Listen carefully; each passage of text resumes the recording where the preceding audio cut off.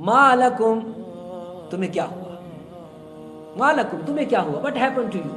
Kaif تحکمون how do you judge، کیسے فیصلہ کرتے ہو آپ،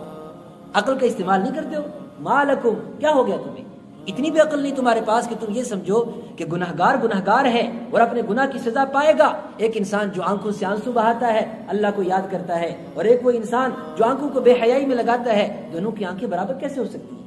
ایک انسان جس کی زبان سے استغفر اللہ نکلتا ہے، جس کی زبان سے الحمدللہ نکلتا ہے، جس کی زبان سے قرآن پاک کی تلاوت ہوتی ہے، اس کی زبان، اور وہ جو یوں ہی غیبتیں کرتا پھرتا ہے، وہ جو یوں ہی جھوٹ بکواس کرتا پھرتا ہے، وہ جو انسانوں کو تکلیفیں پہنچاتا پھرتا ہے، جو گالیاں بکتا پھرتا ہے، دونوں کی زبان ایک جیسے کیسے ہو سکتی ہے؟ اور وہ دل، جس دل کے اندر اللہ کی یاد ہے، جس دل کے اندر آخرت کی فکر ہے، جس دل کے اندر دین کی محبت اور نبی پاک صلی اللہ علیہ وسلم کی محبت ہے، وہ دل جس کے اندر گناہ کی لذت ہے، شہوت پرستی ہے، آخرت کی کوئی فکر نہیں ہے، دنیا کی حرص ہے، دنیا کمانے کی ہوس ہے، وہ دل ایک جیسے کیسے ہو سکتے ہیں؟ ہرگز نہیں ہو سکتے۔ ما لکم کیا ہو گیا تمہیں، کیف تحکمون آپ کیسے فیصلہ کرتے ہو؟ عقل مند انسان تو کم سے کم یہ فیصلہ نہیں کر سکتا۔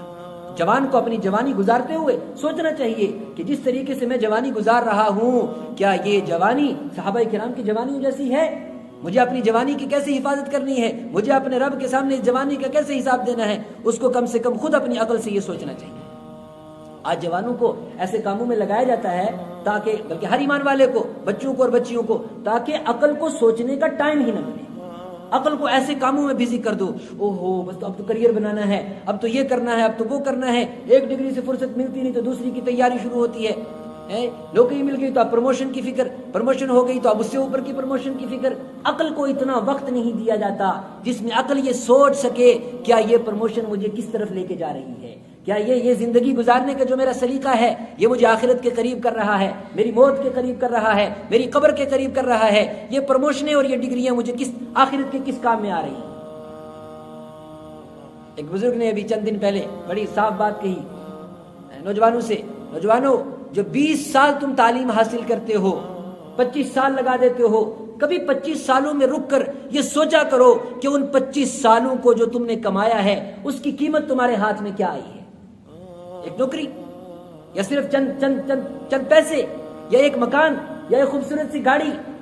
ٹھیک ہے ان چیزوں کو حاصل کرو، پھر ان چیزوں کو بھی دیکھو، پھر زندگی کے 25 سال کے سرمایہ کو بھی دیکھو کہ وہ 25 سال کا سرمایہ تمہارے گاڑی پر لگ گیا، 25 سال کا سرمایہ تمہارے ایک مکان بنانے پر لگ گیا، 25 سال کا سرمایہ تمہارے ایک جھوٹی فیم حاصل کرنے پر لگ گیا، 25 سال کا سرمایہ 60 سال کی عمر تک سلوٹ حاصل کرنے پر لگ گیا، وہ 25 سال کا سرمایہ جو تیرے رب نے اپنے رب کو پہچاننے، تجھے اپنی ذات کو پہچاننے کے لیے دیا، کیا یہ قیمت برابر ہوئی؟ ہرگز نہیں۔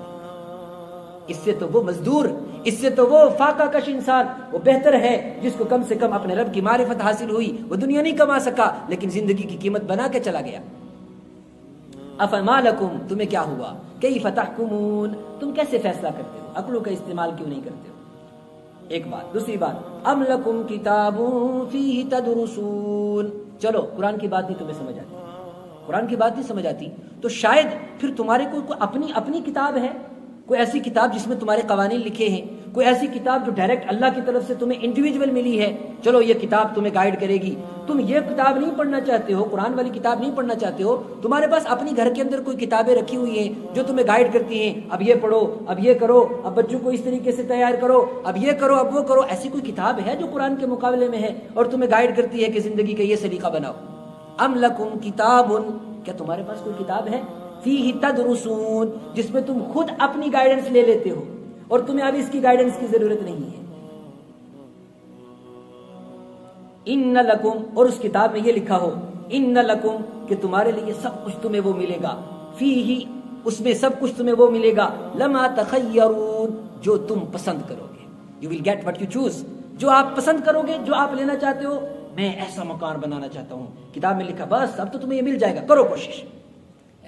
میں یہ کمانا چاہتا ہوں، مجھے ایسی نوکری چاہیے، مجھے یہ چاہیے، مجھے وہ چاہیے، ہزاروں حسرتیں ایسی کہ ہر حسرت پہ دم نکلے، ہر حسرت پہ دم نکلے، اس طریقے سے دم نکالتا پھرتا ہے ہر حسرت پہ، ہر حسرت کو پوری کرنا چاہتا ہے، ہر خواہش کو پورا کرنا چاہتا ہے۔ تو فرمایا تمہارے پاس کوئی ایسی کتاب لکھی ہوئی ہے، اچھا تیری یہ خواہش ہے، چل پیچھے لگ جا، چند سالوں کے بعد تجھے مل جائے گی، پھر دوڑ پڑتا ہے اس کے پیچھے۔